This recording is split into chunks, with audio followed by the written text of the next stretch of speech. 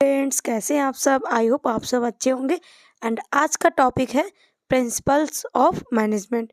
Management में क्या principal होते हैं, आज की वीडियो में हम डिटेल में डिस्कस करेंगे। तो वीडियो आपको लास्ट तक देखना है। चैनल पर नए तो चैनल को सब्सक्राइब कर लेना है। तो चलिए स्टार्ट करते हैं। इसमें मैंने आपको जो इम्पोर्टेंट कंटेंट है, मैं सिर्फ इसमें वही बताऊंगी। आप चाहे तो इसको पूरा कंटेंट पढ़ सकते हो, स्क्रीनशॉट ले सकते हो, बट आपके लिए जो इसमें इम्पोर्टेंट लाइंस है वही मैंने यहाँ पे आपको डिस्कस करनी है। प्रिंसिपल क्या होते हैं? The 14 principles of which is he develop based on his practical experience are being use all management situation irrespective and of the organizational framework.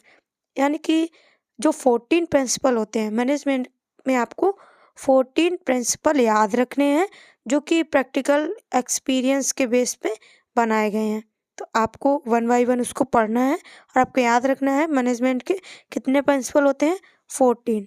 First principle क्या है इसका? Division of work. Division of work क्या है? This principal insists that every employee should be assigned only one type of work so as bring about specialization in every activities। यानी कि कोई भी worker है, कोई भी एम्प्लॉय है, उसको हमें एक टाइम पे एक ही काम देना है, ठीक है। और उसको ऐसा काम देना है जो कि उसमें वो स्पेशलाइजेशन हो, उस स्पेशलिस्ट हो उस एक्टिविटी का। तो ऐसे हमें उसको वर्क देना है और एक टाइम पे एक ही काम उसको देना है, जिससे कि वो उसी पे अपना पूरा फोकस कर सके। जैसे कि कोई एम्प्लॉय है, उसको कंप्यूटर का काम आता है, आप उसको डॉक्यूमेंट फिल करने का काम दे रहे हो, तो वो उस पर इतना फोकस नहीं कर पाएगा। तो जिसमें वो स्पेशल है, आपको उसको वही वर्क देना है। सेकेंड प्रिंसिपल क्या है इसका? Authority and responsibility. Second principle क्या है? Authority and responsibility. Authority means the right of give order by a superior to her subordinate. Responsibility mean obligation for performance. Authority क्या है? जैसे कोई भी एम्प्लॉय है तो उसको जो ऑर्डर देगा हमेशा उसका सीनियर ऑर्डर देगा, जो भी उसके सुपीरियर लेवल पे है। जैसा कि हमने लेवल ऑफ मैनेजमेंट भी पढ़ा है। टॉप मैनेजमेंट होता है, मिडिल मैनेजमेंट होता है, लोअर मैनेजमेंट होता है। तो ऐसे करके जो भी ऑर्डर होगा वो हमेशा सुपीरियर सीनियर देगा उसको।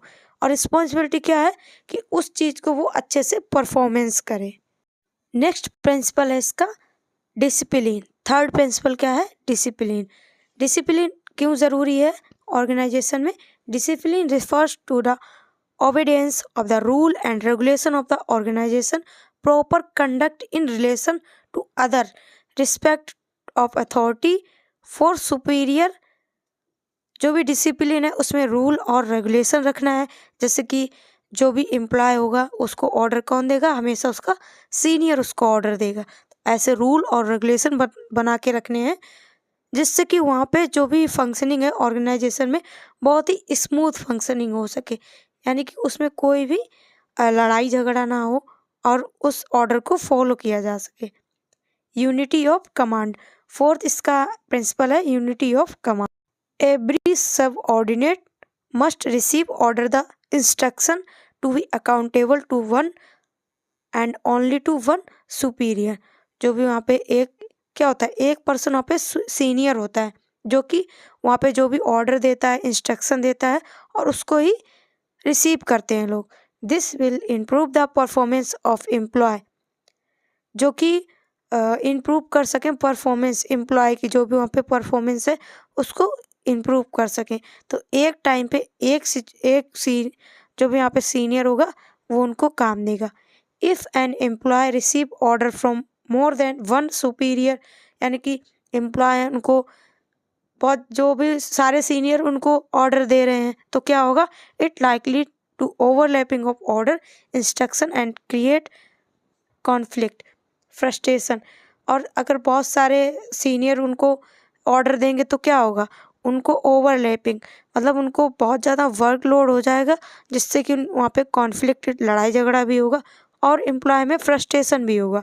तो यूनिटी ऑफ कमांड, एक सीनियर होगा वो एक ऑर्डर देगा, एक टाइम पे देगा, जो कि सारे एम्प्लॉय उसको फॉलो करेंगे। तो ये एक इसका प्रिंसिपल होता है। नेक्स्ट प्रिंसिपल है unity of direction. All the activities of work unit group should be directed toward the same goal.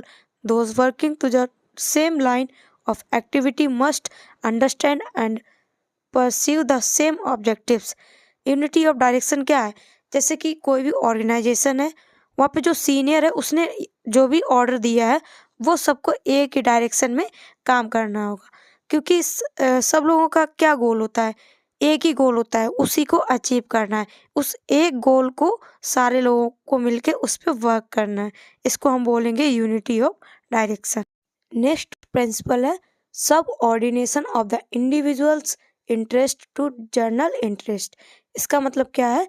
The management must put aside personal consideration and put organisational objective first. जो भी वहाँ का manager होगा उसको जो भी personal consideration उसको एक साइड रखना है, और क्या सबसे पहले क्या लाना है? जो भी ऑर्गेनाइजेशन का ऑब्जेक्टिव है, तो सबसे पहले उनको वो चीज़ उनको रखनी है, ना कि आपको पर्सनल वहाँ पे कंसिडरेशन करना है। नेक्स्ट प्रिंसिपल है रिम्यूनरेशन।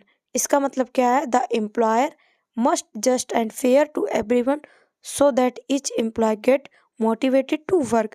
जो भी वहाँ पे मैनेजर होगा वो सारे एम्प्लॉय के साथ में एक जैसा जस्टिस करेगा, किसी सबके साथ में फेयर मतलब एक जैसा व्यवहार करेगा और उनको मोटिवेट करेगा उनके वर्क के लिए।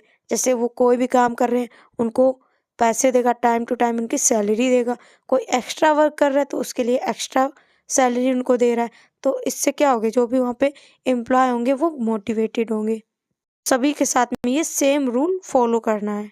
नेक्स्ट प्रिंसिपल है सेंट्रलाइजेशन। इसका मतलब क्या है? This principle refer to how close the employee are the decision making process. कि इसमें कैसे डिसीजन मेकिंग जो भी प्रोसेस है वो कैसे होती है। डिसीजन कहाँ से आता है? टॉप लेवल से आता है, फिर इसके बाद में मिडिल लेवल में आएगा, इसके बाद में लोअर लेवल में आता है। तो वो इसी को बोला गया है सेंट्रलाइजेशन। जैसे कि कहाँ पे उसकी पॉलिसी प्लान कहाँ पे हो रहा है। It means the extent to which authority to centralise और decentralise. Centralisation lay the concentration of the decision making authority at the top management. जो भी वहाँ पे डिसीजन मेकिंग होगी अथॉरिटी किसको होगी? वहाँ के टॉप मैनेजमेंट में। तो ये एक इसका प्रिंसिपल होता है कि जो भी डिसीजन मेकिंग किए जाएंगे वो टॉप मैनेजमेंट लेवल्स पे किए जाएंगे। नेक्स्ट प्रिंसिपल है स्केलर चेन ऑफ कमांड और हिरार्की। जैसे कि स्केलर चेन क्या होता है? Scalar chain is chain of superior ranking from top management to the lower rank. जो भी जैसे कि कोई भी डिसीजन मेकिंग कोई भी पॉलिसी आए तो उसके लिए एक चेन फॉलो करना है। मतलब जो भी ऑर्डर है वो एक ऑर्डर वे में आना चाहिए। टॉप लेवल ने कोई भी स्कीम निकाली तो वो किससे कम्युनिकेट करेगा? मिडिल लेवल से। मिडिल लेवल से किस में आएगा? लोअर लेवल पे। लोअर लेवल वाले लोग जो होते हैं वो उनको फॉलो करवाते हैं एम्प्लॉय को। तो एक स्केलर चेन उसमें होनी चाहिए। नेक्स्ट इसमें प्रिंसिपल क्या है? ऑर्डर। सोशल ऑर्डर इंश्योर यहाँ से इसको पढ़ना है, जो भी इम्पोर्टेंट है मैंने वही इसमें कवर किया है। Facilities must be tidy, material orderly, store and systematically arrange as per the need of department and staff selected coordinated to the procedure and clear job description. जो भी ऑर्डर है वो हमें कैसे मतलब जिसकी नीड है हमें वही ऑर्डर फॉलो करना है, उसी चीज़ को ज़्यादा डेवलप करना है। और जो भी ऑर्डर है वो एक सिस्टम से उसको रिसीव करना है। ठीक है, एम्प्लॉय तक एक सिस्टम बाय सिस्टम पहुंचेगा। नेक्स्ट प्रिंसिपल है इक्विटी। इक्विटी क्या होता है? Equity means fair and impartial treatment. Employees must be treated with kindness and justice must be enacted and ensure just work environment. Equity क्या है? कोई भी हमें जस्टिस लेना वो एकदम फेयर लेना है। सबके लिए जो भी रूल रेगुलेशन है सबके लिए बराबर होने चाहिए। और आपको एक काइंडनेस, जो भी एम्प्लॉय होंगे यहाँ पे उनको कैसे ट्रीट करना है, आपको एकदम काइंडनेस से, और उन पे जो भी जस्टिस को हुआ वो हमें एकदम क्लियर होना चाहिए हमारा, जिससे कि वहाँ पे जो भी इन्वायरमेंट है वो एक अच्छा इन्वायरमेंट वहाँ पे क्रिएट हो सके। नेक्स्ट इसका प्रिंसिपल क्या है? स्टेबिलिटी। स्टेबिलिटी का मतलब क्या है? द टेन्योर और employ of the job should not be too short and they should be not to be retorted from position frequently. जो भी मतलब स्टेबिलिटी, वो अपने वर्क में कितना स्टेबल है, उनको एक लॉन्ग टर्म स्टेबल करके रखना है, उनको शॉर्ट टर्म के लिए नहीं रखना है, क्योंकि जो भी नया एम्प्लॉय आएगा उनको सारी चीज़ें आपको फिर से बतानी पड़ेंगी। तो एक स्टेबिलिटी बना के अपने ऑर्गेनाइजेशन में रखनी है जो भी वहाँ पे एम्प्लॉय हैं। इसके लिए आपको उनको टाइम टू टाइम सैलरी देना है, उनको मोटिवेट करना है उनकी जॉब के लिए, जिससे कि वहाँ पे वो स्टेबल रह सके। नेक्स्ट प्रिंसिपल है इनका इनिशिएटिव्स। इनिशिएटिव्स का मतलब क्या है? The wood also provide new better ideas which may motivated the employee to take greater interest in the functioning of the organization। उनके लिए नए नए आइडियाज़ लाना है, और किसी भी काम को हम कितनी बेटर तरीके से कर सकते हैं, और एम्प्लॉय को मोटिवेट भी करना है, जिससे कि वो अपने फंक्शन में उनको इंटरेस्ट आए, और जब उनको इंटरेस्ट आएगा कोई भी काम करने में तो ऑर्गेनाइजेशन आपका अच्छे से रन करेगा। लास्ट आपका प्रिंसिपल है स्पिरिट द कॉर्प्स।